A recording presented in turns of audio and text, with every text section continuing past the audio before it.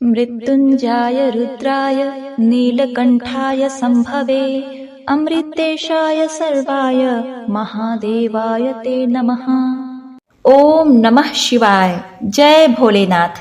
प्रिय भक्तगणों, आज मैं सुना रही हूँ सावन मास के शिव पार्वती कथा। इस कथा में भगवान भोलेनाथ कहते हैं कि इन 3 जगहों पर दान कभी मत करना, वरना धन भी जाएगा और धर्म भी। तो प्रिय भक्तगणों, आज की यह शिव पार्वती संवाद कथा अगर आपने श्रद्धा पूर्वक ध्यान लगाकर सुन लिया तो आपका धन कभी व्यर्थ नहीं जाएगा। तो प्रिय भक्तगणों, वो कौन सी वस्तु है जिसको दान देने से दान देने वाला व्यक्ति कंगाल हो जाता है? यदि आप इस कथा को सुन रहे हैं तो पूरा सुनिएगा। कथा को आधा अधूरा छोड़ने की गलती ना करें। इससे सावन मास के अधिष्ठाता भगवान शिव और माता पार्वती का अपमान होता है, जिससे व्यक्ति जाने अनजाने में पाप का भागीदार बन जाता है। इसलिए कथा को पूरा सुनिएगा। इससे भक्तों के धन के भंडारे भर जाते हैं। माँ अन्नपूर्णा की कृपा सदा भक्तों पर बनी रहती है। एक बार सावन का महीना आने पर माता पार्वती के मन में पृथ्वी लोक पर कुछ समय व्यतीत करने की इच्छा हुई, तो भोलेनाथ ने गिरिराज नंदिनी श्री पार्वती जी को संग लेकर हिमालय पर्वत के तलहटी में आ पहुंचे। तब इस प्रकार कुछ समय व्यतीत होने पर एक दिन माता पार्वती प्रकृति के छटा को निहारते हुए एक पर्वत के किनारे बसे एक छोटे से राज्य में जा पहुंची, जहां के आसपास का दृश्य बड़ा ही मनमोहक था। अचानक माता पार्वती जी को एक बहुत बड़ा गोबर खाने वाला कीड़ा नजर आया, जो देखने में बहुत बड़ा था। वहीं उस कीड़े का शिकार करने के लिए वहीं पास में एक नाग ने घात लगाया था। वह नाग जैसे ही उस कीड़े पर प्रहार करने वाला था, तभी उसी समय वह कीड़ा एक मनुष्य के रूप में बदल जाता है। उन्होंने देखा कि कीड़ा एक दिव्य राजा के रूप में परिवर्तित हो गया। यह सब देखकर माता पार्वती बड़ी ही हैरान थी। राजा तो वहां से चला गया और माँ पार्वती वहां से वापस महादेव जी के पास आ गई। शिव जी के पूछने पर कि वे कहाँ चली गई थी, तब माता पार्वती कहती हैं, स्वामी, आज मैंने जंगल में एक बड़ी ही विचित्र घटना देखी, जिसे देखकर मैं बहुत ही आश्चर्यचकित हूँ। भगवान शिव ने पूछा, देवी, तुमने ऐसा क्या देख लिया जिसे तुम इतनी विचित्र बता रही हो? तब माता पार्वती कहती हैं, स्वामी, आज जब मैं प्रकृति के छटा को देखने के लिए जंगल में गई थी, तो मैंने एक जगह पर एक बड़े ही विशाल शरीर वाले कीड़े को देखा और उसी स्थान पर एक सर्प उस कीड़े का शिकार करने ही वाला था। वैसे ही वह कीड़ा एक राजा के रूप में बदल गया। यह बात मेरे समझ में नहीं आई कि अगर वह कीड़ा था तो राजा कैसे बन गया? अगर वह कोई राजा था तो फिर वह कीड़ा क्यों बना? माता पार्वती जी की बात सुनकर भगवान शिव मंद मंद मुस्कुराने लगे। उन्होंने कहा, हे देवी, आज जंगल में तुमने राजा धर्मदेव को देख लिया है, जो इसी देश का राजा है। भगवान शिव की बात सुनकर माता पार्वती भी ज्यादा अचंभे में पड़ जाती हैं और शिव जी से कहती हैं, हे स्वामी, राजा धर्मदेव ने ऐसा कौन सा पाप कर दिया था जिसके कारण उसे कीड़ा बनना पड़ा? मैंने तो सुना है इस राज्य के महाराजा तो बड़े धर्मात्मा हैं, बिना दान पुण्य किए तो वो भोजन भी नहीं करते, फिर उससे ऐसा कौन सा पाप हो गया? तब भगवान शिव जी कहते हैं कि राजा धर्मदेव का यही स्वभाव तो उसके लिए मुसीबत बन गया। उसने कुछ ऐसा दान कर दिया जिसके कारण राजा धर्मदेव को कीड़े की योनि में जन्म लेना पड़ा। तब माता पार्वती कहने लगी, भगवान, मेरी समझ में कुछ नहीं आया, मुझे विस्तार से समझाइए कि राजा धर्मदेव के साथ ऐसा कैसे हो गया? तब भगवान शिव जी कहते हैं कि हे देवी, इस कथा को बड़े ही प्रसन्न चित्त मन से पूरा ध्यान लगाकर अंत तक सुनिएगा। कथा के बीच में कृपया आप सो मत जाइएगा, क्योंकि मैं देखता हूँ कि जब भी मैं आपको कथा कहानियां सुनाता हूँ तो आपको निद्रा आने लगती है। सो हे देवी, इस बार इस कथा को सुनते समय आप निद्रा बिल्कुल भी मत लीजिए, क्योंकि यह कथा जो कोई सुनता है उसे अनंत गुना पुण्य फल की प्राप्ति होती है। इसलिए प्रत्येक मनुष्य को इस कथा को बड़े प्रसन्नचित मन से पूरा अवश्य सुनना चाहिए।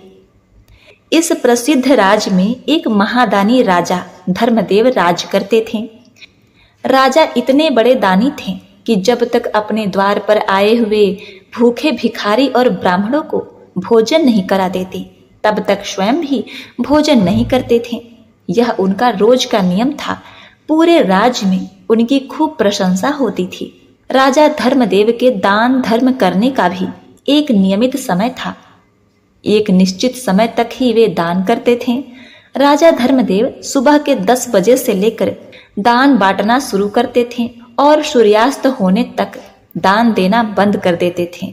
सूर्यास्त के बाद अगर कोई उनके यहाँ दान लेने के लिए आता था तो वह उसे दान नहीं देता था, बल्कि अगले दिन आने के लिए कहता था।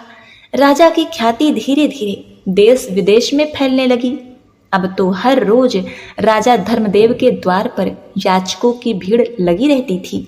वह प्रत्येक दिन हर याचक को दोनों हाथों की अंजुली में जितनी स्वर्ण मुद्राएं आती थीं, उतना धन दिया करते थे।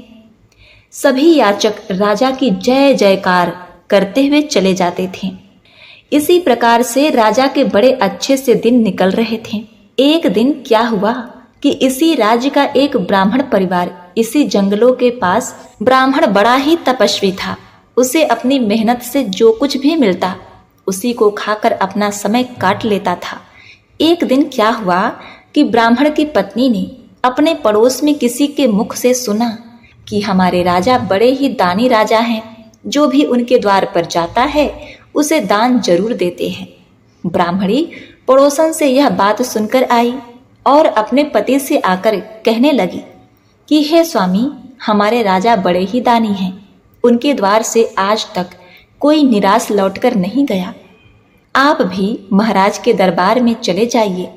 महाराज से दान स्वरूप हमें कुछ मिल जाएगा तो हमारा समय भी आराम से कट जाएगा। ब्राह्मण बोला, देखो प्रिय, मेरी जिंदगी का आधा समय तो बीत गया और आधा समय शेष बचा है, वह भी मैं जैसे तैसे काट लूंगा, पर मैं किसी के द्वार पर हाथ फैलाने नहीं जाऊंगा। ब्राह्मणी बोली, महाराज, आप कैसी बात करते हो? जब आपका राजा दान दे रहा है तो प्रजा को दान लेने में कोई बुराई नहीं होनी चाहिए। और फिर हम तो ब्राह्मण हैं, हमारा धर्म है दान लेना। मैं कहती हूँ कि आप राजा के पास एक बार जरूर जाओ।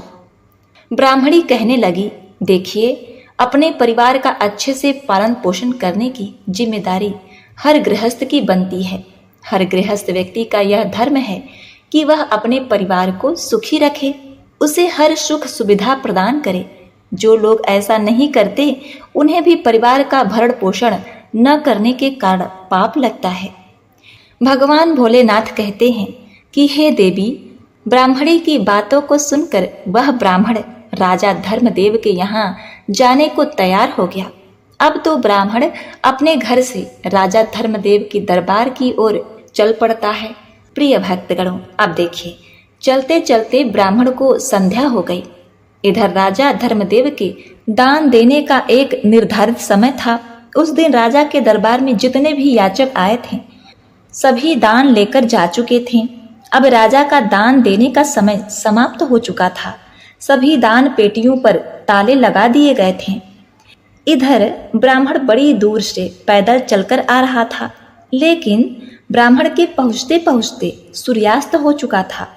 अब महाराज ने दान देना बंद कर दिया। राजा और उसके सैनिक दान पेटियों को लेकर राजमहल की ओर जा रहे थे। उसी समय रास्ते में ब्राह्मण उसके मार्ग में आ जाता है और बड़े ही विनीत भाव में कहने लगा, हे महाराज, मैंने सुना है आप हर दिन गरीब को दान देते हो। मैं भी एक निर्धन गरीब ब्राह्मण हूँ और काफी दूर से चलकर पैदल आपके द्वार पर आया हूँ। कृपया करके मुझे भी दान दीजिए। प्रिय भक्तगणों, सूर्यास्त के बाद अपने पास एक ब्राह्मण को आया देखकर राजा कहने लगा, हे ब्राह्मण देव, मुझे क्षमा करना, मैं सूर्यास्त के बाद दान देना बंद कर देता हूँ। आप मेरे पास सूर्यास्त के बाद आए हो, अब आप वापस लौट जाइए और प्रातः काल मेरे पास आइएगा, तब मैं आपको दान दूंगा। यही नहीं, कल जब आप मेरे पास आओगे तो मैं आपको आज का भी और कल का भी, दोनों दिन का दान दूंगा। हे पार्वती, ब्राह्मण थोड़ा जिद्दी स्वभाव का था, तो कहने लगा, महाराज मुझे आज ही दान दे दीजिए, मैं कल का इंतजार नहीं कर सकता। रोज रोज दान लेने के लिए मैं आपके यहाँ नहीं आ सकता। जब राजा ने यह बात सुनी तो राजा को कुछ क्रोध आया, परंतु ब्राह्मण जानकर राजा ने फिर उसको समझाया कि हे ब्राह्मण देव, तुम्हें कल ही दान लेने के लिए आना पड़ेगा। मैं तुम्हें कल ही दान दे सकता हूँ, आज दान नहीं दे सकता। फिर ब्राह्मण बोला कि नहीं महाराज, दान केवल आज ही लूंगा, कल मैं आपके पास नहीं आऊंगा। यह बात राजा को कुछ अच्छी नहीं लगी। राजा क्रोध में आ गया और क्रोधित होकर के राजा ने वहां कुछ घोड़े की लीद पड़ी थी, क्योंकि राजा चलते चलते घोड़े के अस्तबल के पास पहुंचे थे। राजा ने देखा कि ब्राह्मण आज ही दान लेने की हट कर रहा है, तो दान के रूप में राजा ने घोड़े की लीद उठाकर ब्राह्मण के कमंडल में डाल दी। ब्राह्मण उस लीद को लेकर सम्मान से अपने घर की ओर चल देता है। इधर घर पर उसकी पत्नी इंतजार कर रही थी और वह सोच रही थी कि मेरे पति देव राजा के यहाँ से कुछ दान लेकर आते होंगे, कि राजा साहब उन्हें सोने की मोहरें देगा, जिससे हमारी सारी दरिद्रता मिट जाएगी।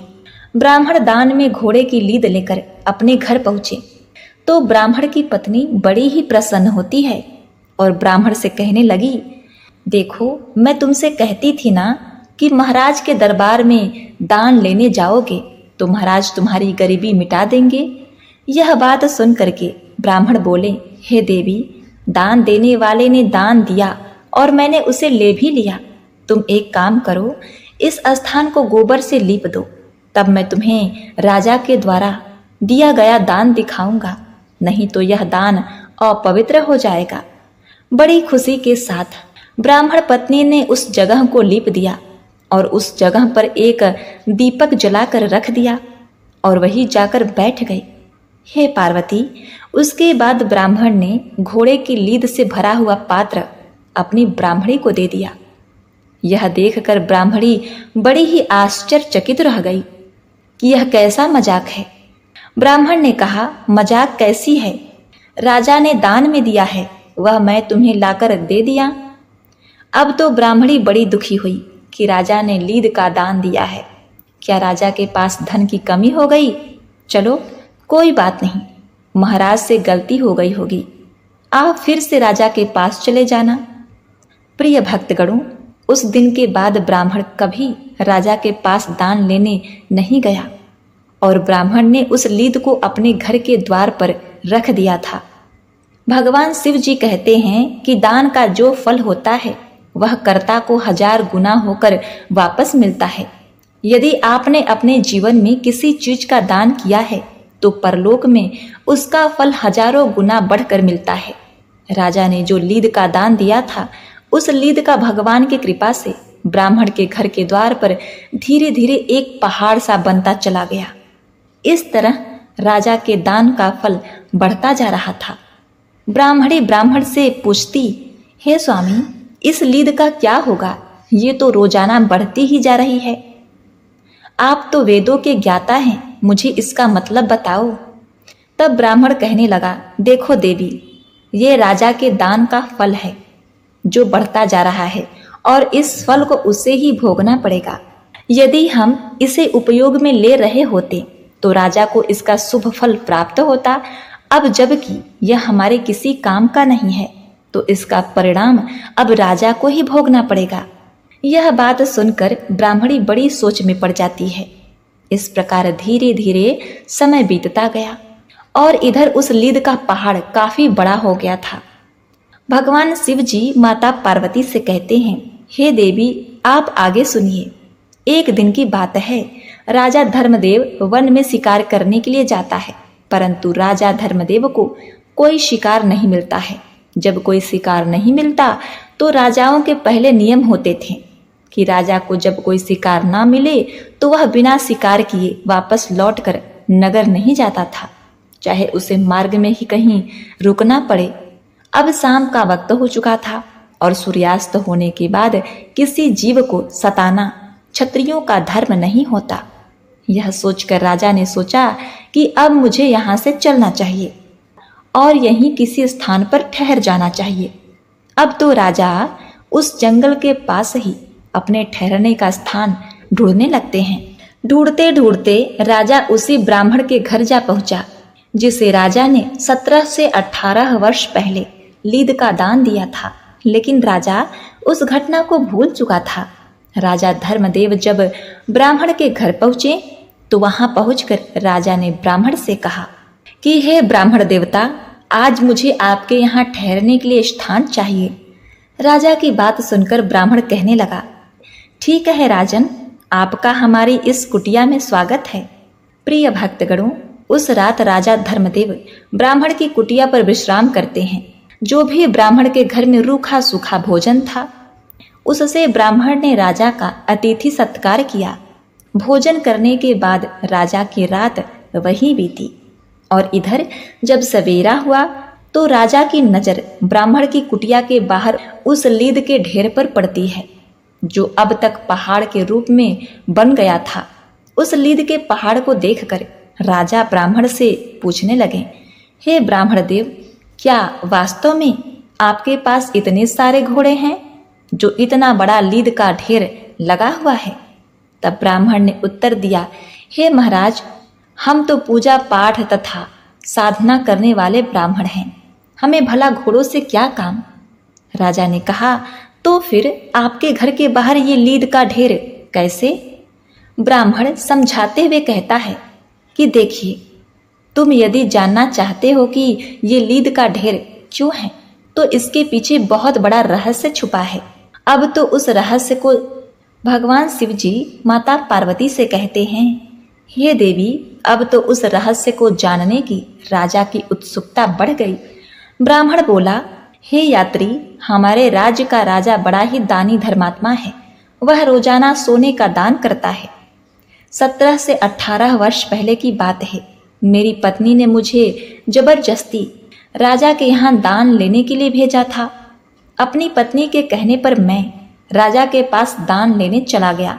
जब मैं राजा से दान लेने की जिद कर रहा था तो वह मुझे अगले दिन आने को कह रहा था, लेकिन मैंने राजा की बात नहीं मानी।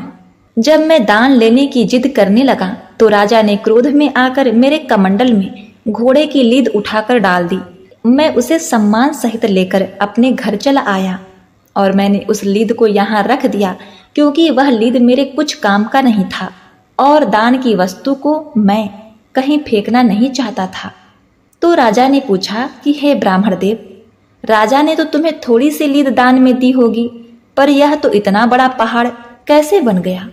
तब ब्राह्मण ने समझाया, हे भाई, हमारे वेद पुराण यह कहते हैं कि अगर कोई दान देने वाला जितना दान देता है उसका 1000 गुना फल उसको वापस मिलता है। राजा का वो दान समय के साथ 1000 गुना बढ़कर जमा हो गया है। अब अपने उस दान का फल राजा को खुद ही भोगना पड़ेगा। ब्राह्मण की बात सुनकर राजा के पैरों तले जमीन खिसक जाती है। राजा तो इस बात को भूल चुका था, पर ब्राह्मण के बताने पर राजा को सारी बातें याद आ जाती हैं कि मैंने ही यह लीद एक ब्राह्मण को दान में दी थी। अब तो राजा बहुत ज्यादा घबरा गया। दोनों हाथ जोड़ करके ब्राह्मण से पूछने लगा, हे ब्राह्मण देव, राजा इसका फल कैसे भोगेगा? मुझे इसकी बात और बता दो। ब्राह्मण बोला, देखो भाई, ये लीद का ढेर अब राजा को खाना पड़ेगा। जब तक वो इसे खा नहीं लेता तब तक ये बढ़ता ही रहेगा। ब्राह्मण की बात सुनकर राजा घबरा गया और उसने सारी बात ब्राह्मण को बता दी कि मैं ही इस राज्य का राजा हूँ और मैंने ही आपको लीद का दान दिया था। आप मुझे क्षमा करें और मुझे उसका उपाय जरूर बता दें कि मेरा उद्धार कैसे होगा। ब्राह्मण कहने लगा, हे महाराज, मैं आपको पहचान गया था। यदि तुम ही राजा हो तो इसका परिणाम तो तुम्हें भोगना ही पड़ेगा, क्योंकि दान देने वाला यदि किसी ऐसी वस्तु का दान देता है जो वस्तु अनुपयोगी है, वह दान पाने वाले के किसी काम की नहीं है, तो उस वस्तु का फल भी उसे ही भोगना पड़ता है। ब्राह्मण कहने लगा, राजन, आपको अपने किए का फल तो भोगना ही पड़ेगा। यदि तुम इस लिद को खाने से बचना चाहते हो तो एक दूसरा उपाय मैं तुम्हें बताता हूँ। यदि तुम उस उपाय को कर लेते हो तो उस उपाय से तुम्हारे बहुत सारे हिस्सेदार हो जाएंगे। यदि तुम वह उपाय नहीं करोगे तो तुम्हें अकेले ही सारे लिद खानी पड़ेगी। ब्राह्मण कहता है, हे राजन, यदि आप अपनी स्वयं की निंदा करवाओगे, जितनी इस राज्य में तुम्हारी निंदा होगी उतनी ही लीद घटकर कम हो जाएगी। राजा बोला, हे ब्राह्मण, मेरी निंदा भला कौन करेगा? लोग तो मेरी प्रशंसा करते हैं।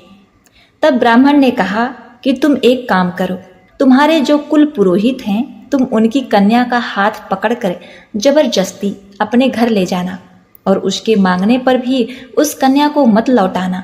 इस प्रकार से तुम्हारी राज्य में निंदा होनी शुरू हो जाएगी, लेकिन उस कन्या के प्रति तुम्हारी नजर गंदी नहीं होनी चाहिए। तुम उस कन्या को बेटी के रूप में लेकर आना, लेकिन यह बात किसी को मत बताना कि तुम उसे बेटी बनाकर लाए हो।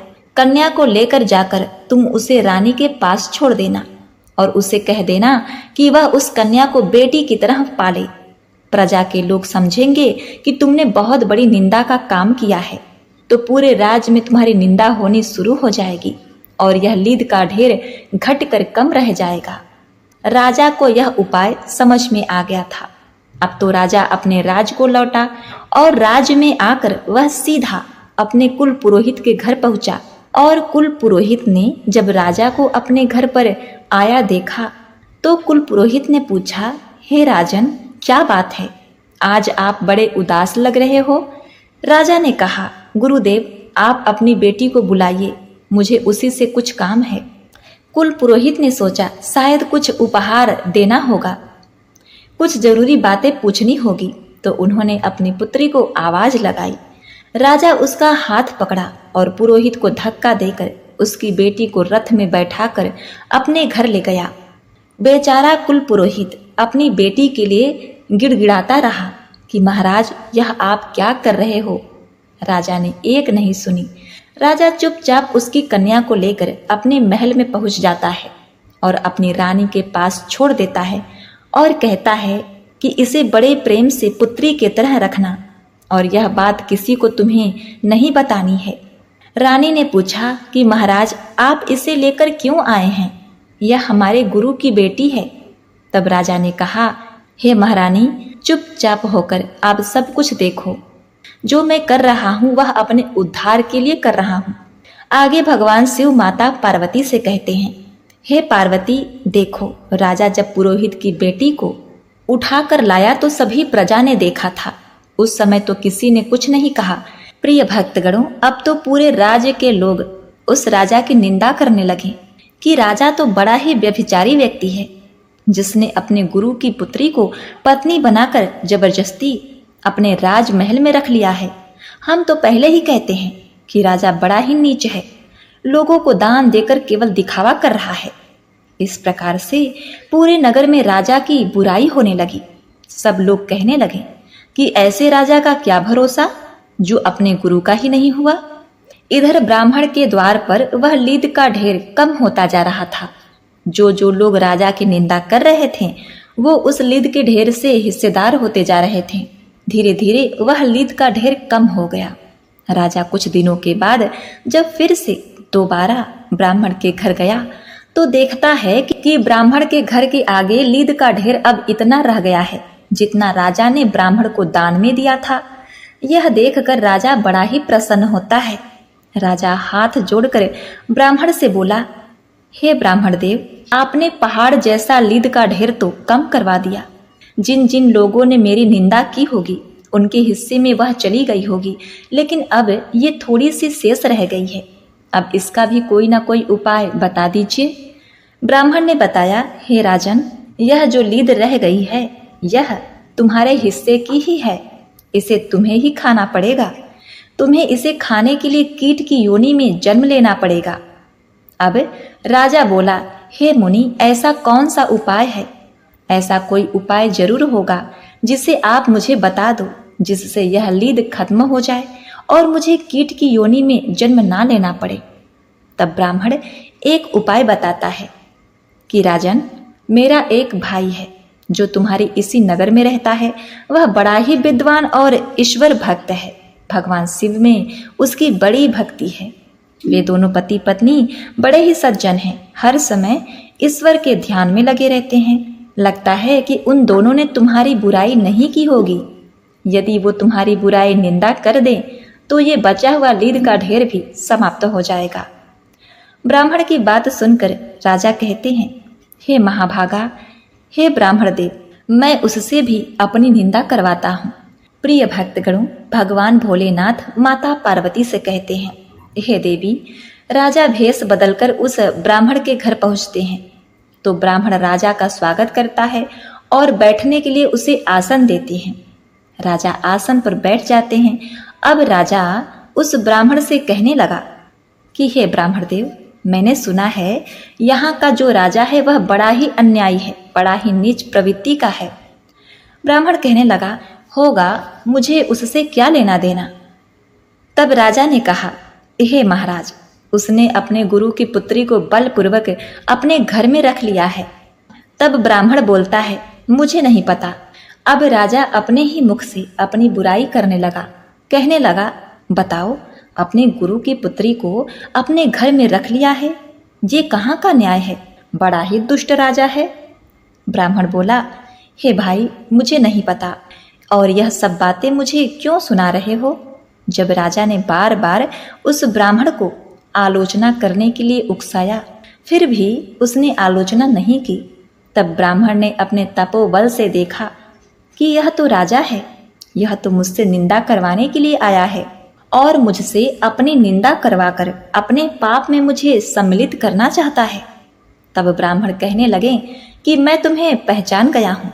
भलाई इसी में है कि आप मेरे यहाँ से वापस लौट जाइए। मैं कभी किसी की आलोचना नहीं करता। मैं एक सच्चा शिव भक्त हूँ और माता पार्वती के बताए हुए उपदेशों का अनुसरण करता हूँ। किसी की बुराई कर मैं नरकगामी नहीं होना चाहता।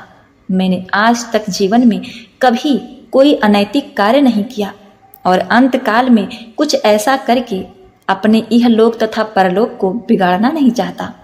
हे राजन, तुम्हारा पाप तुम्हें ही भोगना पड़ेगा। ब्राह्मण ने फटकार लगाकर राजा को वहां से भगा दिया।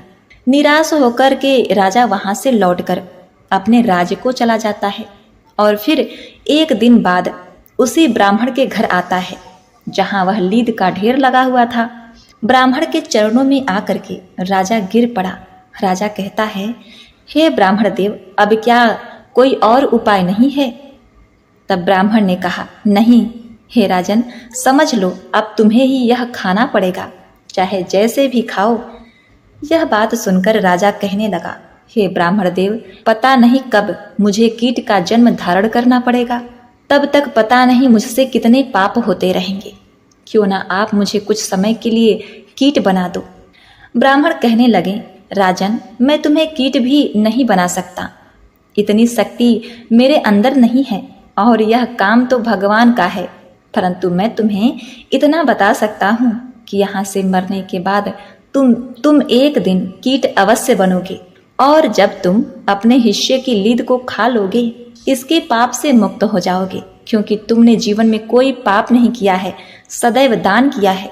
तुम्हारी दानियों में गिनती होती है। तुमने सदैव गरीबों में दान किया है, परंतु तुमसे यह भूल हो गई और तुम्हें यह भूल भुगतनी ही पड़ेगी।